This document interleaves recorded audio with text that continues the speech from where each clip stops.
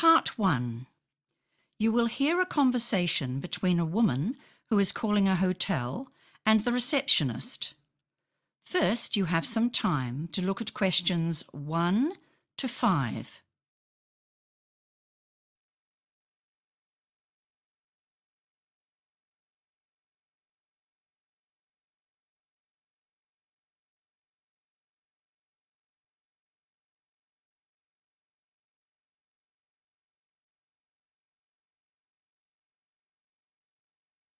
Now listen carefully and answer questions 1 to 5. Good morning, Alexandra Hotel. How can I help you? Oh, hello. I'm calling from a cycle touring company about a group booking. Okay, I'll just bring up our reservations form.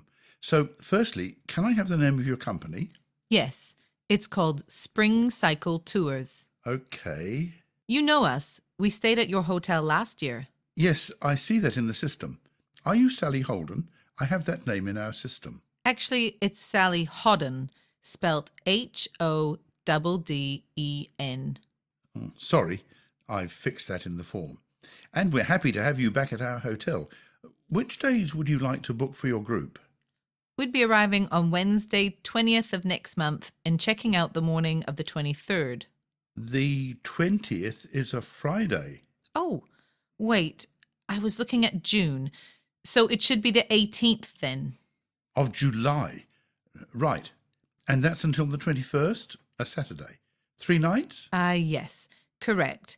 Now, last year we had 35 cyclists and 5 staff. Well, it turned out that this trip is very popular and we've had 48 cyclists register for this year. We've also had to up the staff to 6. So, a total of 54.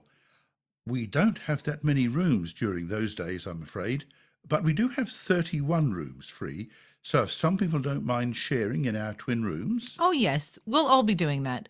So 27 rooms with 2 to a room. Great, that we can do. So, just to complete the first part of the form, what time do you expect you'll arrive? I see here that you had an early check-in last year, but I'm not sure we'll be able to do that with so many more people this time. No, that's fine. We're coming from further away than we did last year, so the ride that day is quite a bit longer, around 90 kilometres. I don't think anyone will want to check in before 2 or 3. Our staff will arrive earlier, though, at noon. Is early check-in possible for their 3 rooms? No problem at all. Before you hear the rest of the conversation, you have some time to look at questions 6 to 10.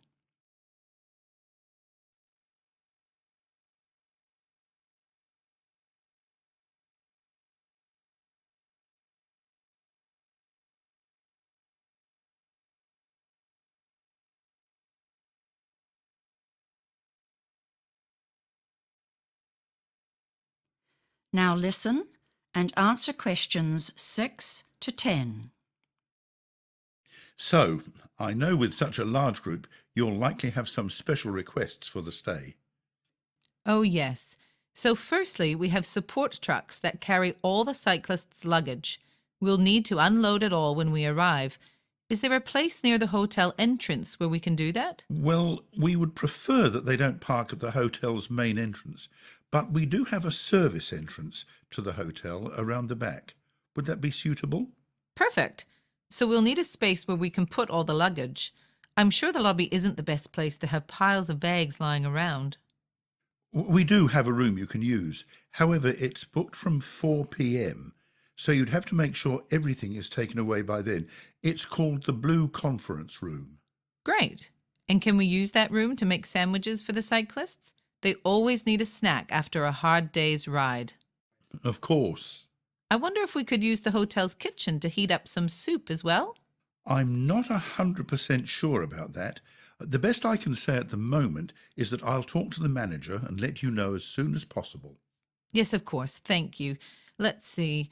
Oh, yes, this is the last stop on the tour, so some of the cyclists will be flying home after they leave you. I think a few are being picked up by friends. Anyway, we need to prepare for the flights. The airlines ask us to package the bikes for them. Some of our cyclists would like to store their bike boxes at the hotel. Is that okay? Sure, I can prepare a place for those. Right. I think that's all. Can you think of anything else?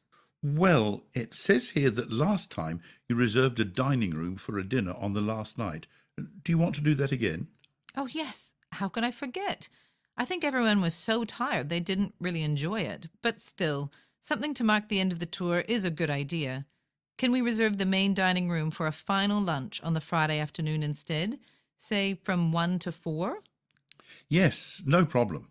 So, I've noted that all down, and the last thing to discuss is price. That is the end of part 1. You now have half a minute to check your answers.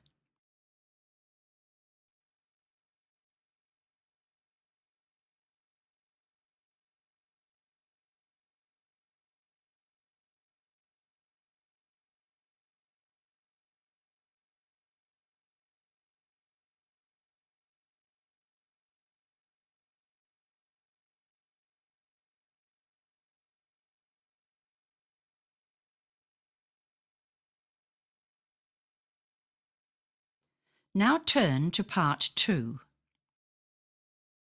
Part 2. You will hear a man talking to some tourists about a whale-watching boat trip. First, you have some time to look at questions 11 to 15.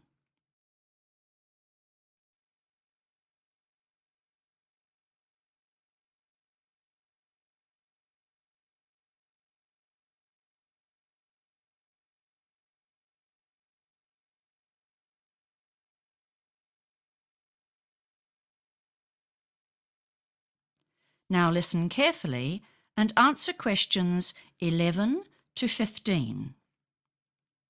Good morning. I'm sure you're all excited about seeing some whales today. Soon we'll head out to the ocean. Our route is not always the same because the whales themselves move around and we can learn about where they are. So, how that works is other ships report on what whales they've seen and where, and we use that information to help make sure you see some whales too. What I can say for sure is that whales don't generally travel far out into the ocean because of the cold water far out to sea and because there's less food for them. Instead, they prefer to stay pretty close to shore, and so that's where we'll stay too. Now, everyone wants to know what kind of whales we'll be seeing today. Well, folks, the hard truth is that there's a chance we won't see any. But don't worry, that's not too likely. It's a good time of year for watching whales, so we may see both gray and blue whales.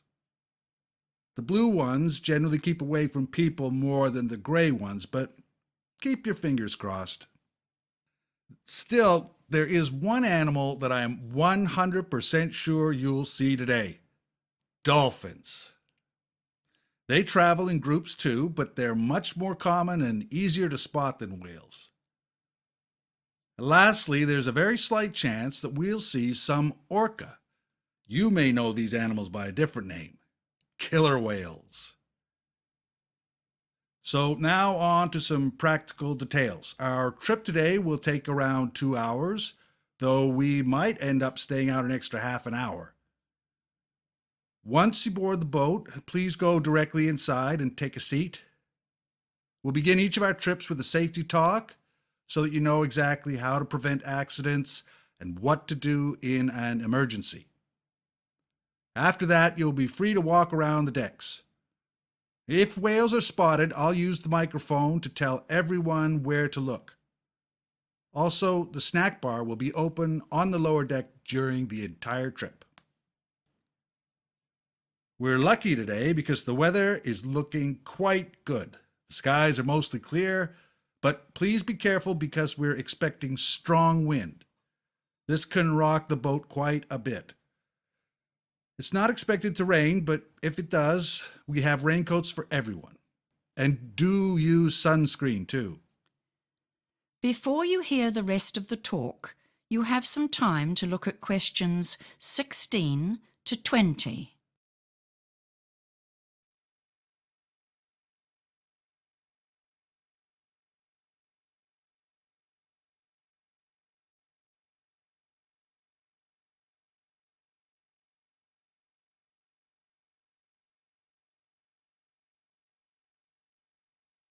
Now listen and answer questions 16 to 20. Let's talk now a bit about whale behavior. Fortunately for us, whales stay quite close to the surface of the water, and we can see a lot of what they do from the boat. For example, a whale may dive down, turn around, and race toward the surface, pushing its entire body out of the water and finally falling with a big splash. This is called breaching, and we still don't know why whales do this. It could be for communication or even play. Sometimes a whale wants to have a look around at what's happening on the surface of the water, like if they want to check us out. In that case, they'll turn their bodies under the water as if they were standing up and let just their heads bob above the water, so that their eye is above the water level. This behavior is known as spy hopping, and it shows how curious these smart creatures are. Sometimes we see signs of whales before we see the creatures themselves. For example, you might see a smooth oval of water where the whale has just been, and you might look down in the water and see what looks like a tiny explosion of air. Some whales do this while they're hunting. They exhale while swimming in a circle below the surface to trap small fish and other animals, like they're inside a net. That is why it's called netting. Of course, as well as feeding, whales need to breathe and sleep too, just like we do. Because they breathe air, they need to come to the surface often. Which leads to a question. How do they sleep and breathe at the same time? Like many other ocean animals, whales sleep with part of their brain awake. They keep their bodies slightly out of the water and swim lazily along as they sleep, in a behavior we call logging. Now, I've been watching whales for over 15 years. Some of these guys are like friends to me. As we look around today, I might see some familiar faces, or should I say, tails. Each whale's tail is totally different. They have different shapes, coloring, and sometimes scars and cuts along each side of their two flukes, the two sections of the tail. Because it's quite common for whales to display their flukes while diving, it's easy for us to see who's in the neighborhood. Fluke up diving is one behavior that nearly everyone sees, so keep your cameras ready. Okay, I can see the boat. That is the end of part 2. You now have half a minute to check your answers.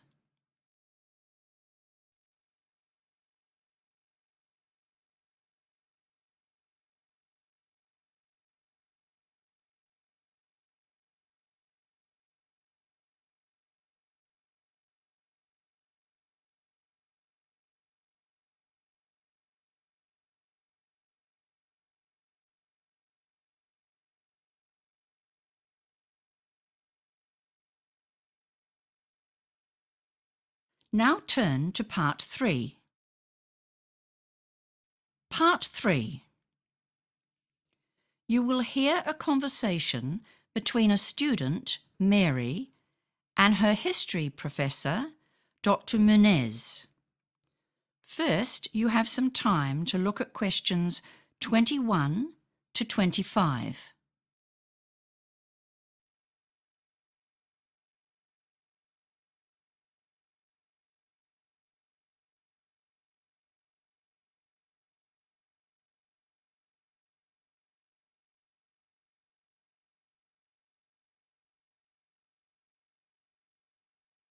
Now listen carefully and answer questions 21 to 25. Hi, Mary. Come in. I've just finished making notes on your presentation. The cultures of the Amazon is a great topic, and I really enjoyed what you had to say. Oh, I was so nervous. I think I was going a mile a minute. Well, I did write down that you should moderate your speed. I think you were trying to say too much. How can I cover everything and still stay within the 15-minute limit? Well, I think you need to cut down on your slides. Remove some and stick to the main information. For example, you don't need to talk about all your sources and have citations on the slides. You should provide that information on a handout to give to the audience afterwards. Good idea. Maybe I should take out some of the pictures too, to cut down on the number of slides. No, the pictures are really important to show the audience these ancient cultures. Otherwise, it's a bit too vague. Okay, so I'm thinking about what I can take out. The section on the Beni culture is a bit long. I have notes on that too. Hold on. You talk about the use of landscape archaeology in studying ancient ruins, but you never define exactly what it is. I think that's really important and you should put it in. On the other hand, I don't think comparing this culture to the Tiwanaku culture is so vital. Okay, I'll take out that part. And less on the Spanish documents. It's enough to say they exist and support the archaeological findings. Well, they support some of them. It's important that you show all sides of current research. For example, I think you can mention Betty Meggers. Her views on ancient Amazon agriculture are being challenged today. Still, it's important to talk about the arguments in the field, especially when they come from a high-profile research institute like the Smithsonian. Yes, I see. Maybe I don't need so much on the cultures of the Andes. You're right. You talked a great deal about how Andes cultures farmed, and how this was different from the Amazon cultures. But is that really relevant? And there's no need to include information about social organization unless it's something directly related to the Amazon influence. So I should only be talking about the similarities between their gods and temples. Yes. Before you hear the rest of the conversation, you have some time to look at questions 26 to 30.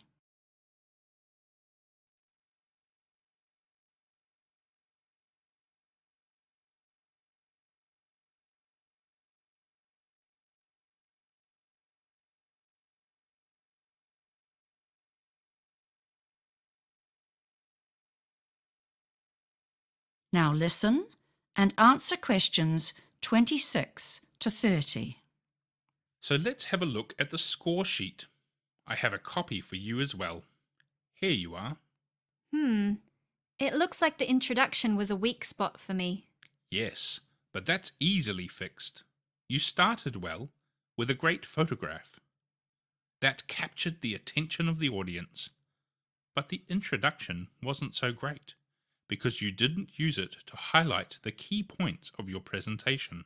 So, shall I add a numbered list? Like 1, the Beni people, 2, traditional perspectives, like that? Exactly. Now, I thought the body of your presentation was very well structured, and you said things like first or moving on to tell the audience you were changing topic. Those kind of transition phrases work well. I'd make sure you arrange your slides so they change with what you're saying. Oh, all right. The next section is about... Well, what exactly does examples mean here? Well, it means how well you choose specific cases to support your statements. The only note I have is about your use of images. You use a lot of photographs, but sometimes they're a bit confusing. Can you think how you might improve that? How about I make some simple drawings? Our textbooks always have those to show us murals and pottery and all of that. Great! So the next section is about your use of sources. I think that you need to be a bit careful where you find your information for your presentation. It's often a good idea to start reading about a new topic in popular magazines like History Monthly. But for academic work, you really want to avoid citing sources like these. Yes, bad habits. I like to start by reading more general audience material, but I guess I should stick to academic journals for my sources. I already know that I went over time, and the last section about questions, I really found it difficult to answer some of the questions the audience asked me. Well, you gave answers, but not to the questions that were actually asked. Yes. I think I just wanted to avoid saying, I don't know, you know? It's embarrassing. But sometimes people will ask you things that you don't know. And if it's outside your research, you don't have to have an answer off the top of your head. A good solution is to have a document with some recommended reading on hand so you can refer the audience to that. That is the end of part 3. You now have half a minute to check your answers.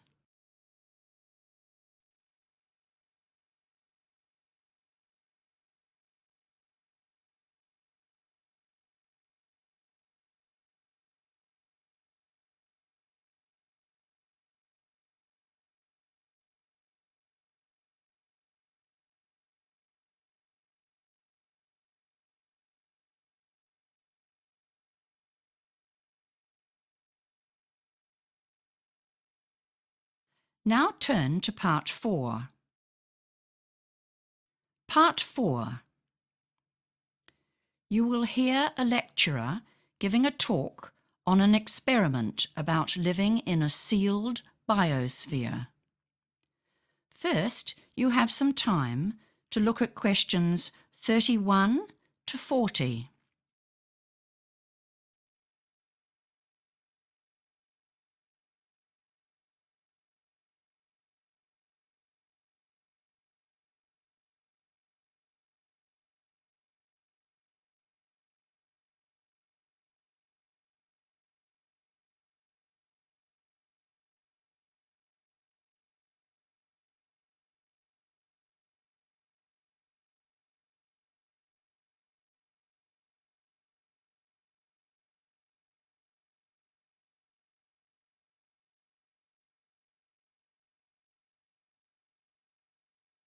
Now listen carefully and answer questions 31 to 40. Hello everyone. Today we're going to look at a system that was set up to test whether we can survive in space. After all, astronauts are required to live in a sealed system, often for very long periods of time. We have to try and copy this situation on Earth in order to study it. Over a period of 2 years in the Arizona desert, beginning in September 1991, a unique trial of self-sufficiency in a sealed system was carried out. The project had 2 separate but connected research goals. First, it aimed to investigate how the different environmental elements interact inside ecological systems, and how much we can manipulate these. Secondly, it was designed to see whether human life would be sustainable in a fabricated model of our planet's conditions. The project was known as Biosphere 2, and it was huge. A set of linked sealed structures was built of steel, glass, and concrete at a cost of $150 million US.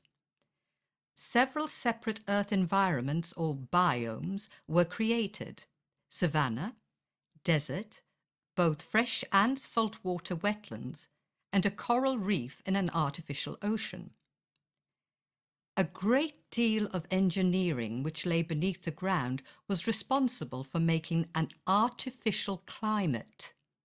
It controlled rainfall, wind and air, and water circulation, as well as treating all forms of waste.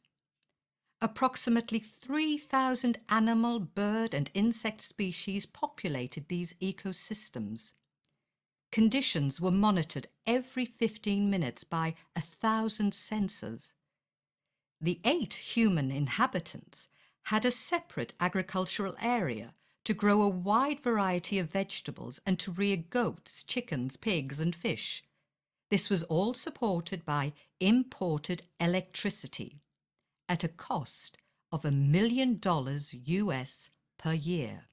In the different climatic environments or biomes, there was much to learn. The rainforest trees were already quite mature, and they were housed in a 25-meter tall building to allow for 100 years' growth.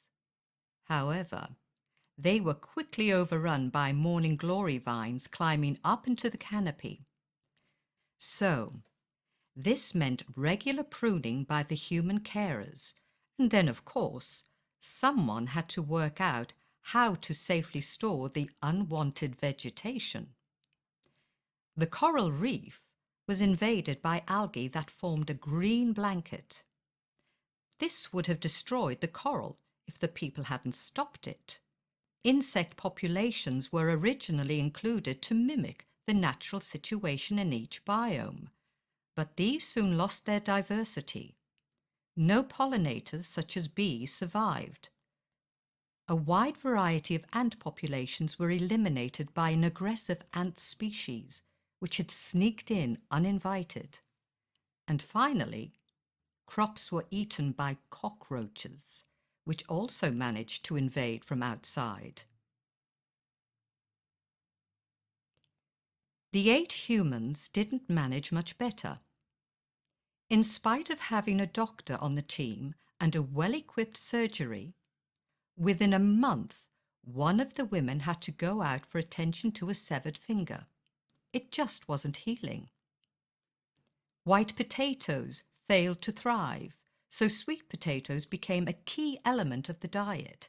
In fact, so much so that after 2 years, their yellow pigment was affecting the team's skin colour.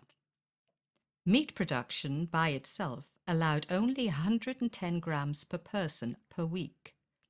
For increased protein, the goats provided milk so that occasionally cheese could add variety to the diet. Chickens provided eggs, and freshwater fish were raised in the flooded rice fields. An unexpected discovery was that, although a miniature variety of pigs had been chosen, they still consumed too much food. That meant they were ecologically unsound, so they needed to be consumed earlier than planned. All 8 subsistence farmers lost significant amounts of weight over the 2 years. They were doing hard manual labour in the fields for at least 4 hours a day. The major issue for the project was control of carbon dioxide in the air. Air scrubbers had been installed to take in this gas, extract the carbon for storage, and release the oxygen back to the atmosphere. Nevertheless, the situation ran out of control. An unexpected factor contributed to the oxygen-carbon dioxide imbalance. Good quality soil had been brought in to help with successful crop growth.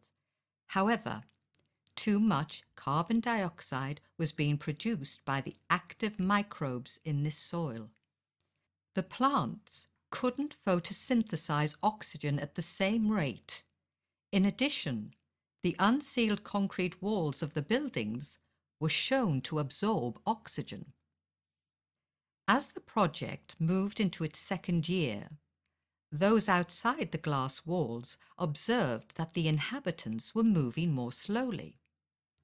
There had been a 30% reduction in oxygen levels, and the atmosphere was similar to that at 4,000 meters above sea level. That is the end of part 4.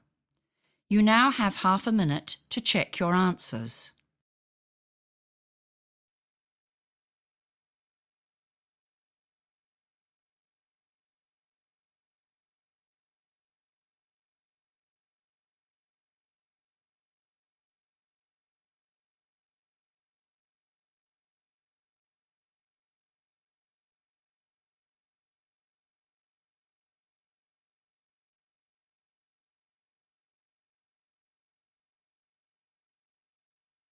That is the end of the listening test.